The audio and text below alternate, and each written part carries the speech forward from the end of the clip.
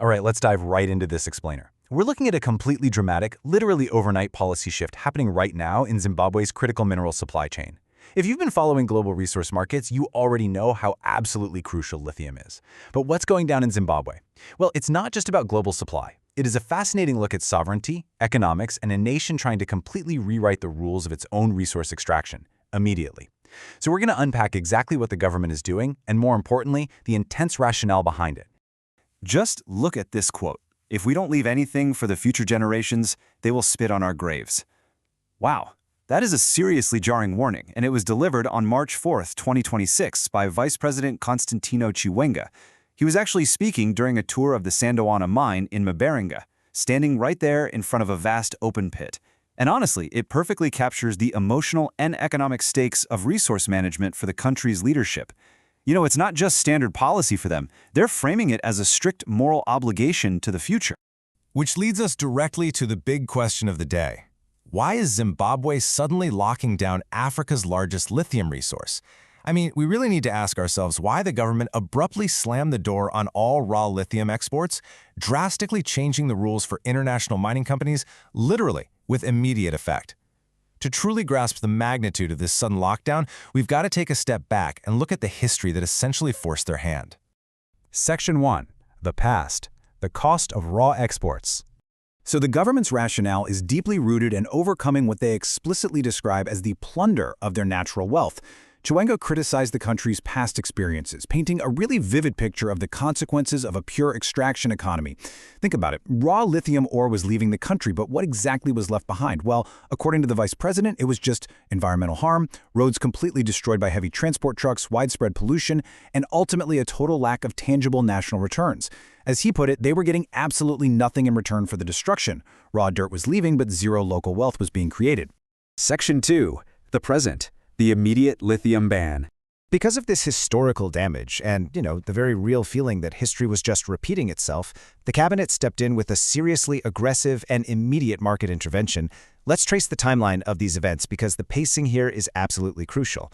Originally, the government had set a target of 2027 for a ban on raw exports. They gave a window period meant to allow companies time to prepare for local processing. But then, things accelerated rapidly.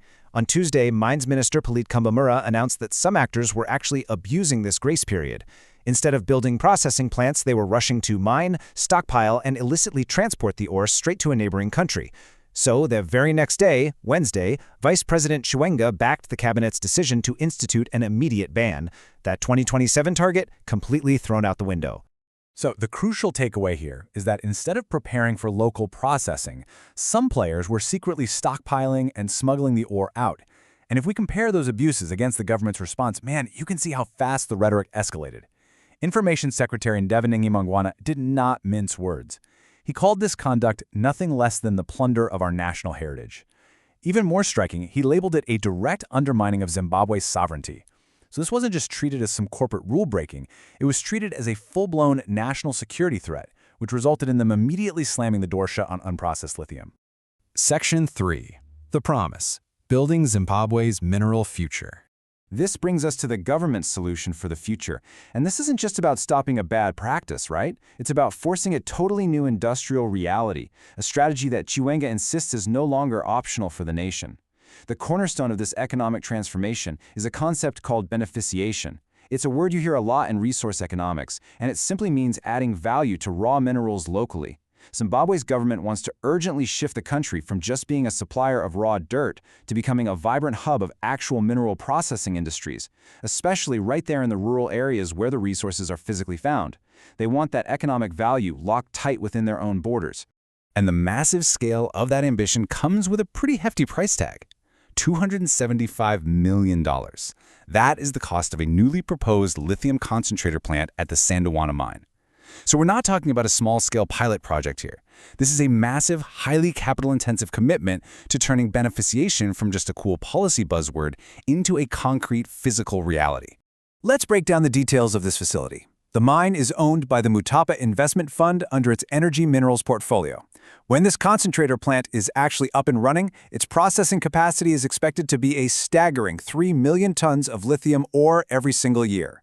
Just a massive amount of material. And here's the kicker. Despite moving the raw export ban up to literally today, the commissioning target for this massive processing plant remains set for December 2027.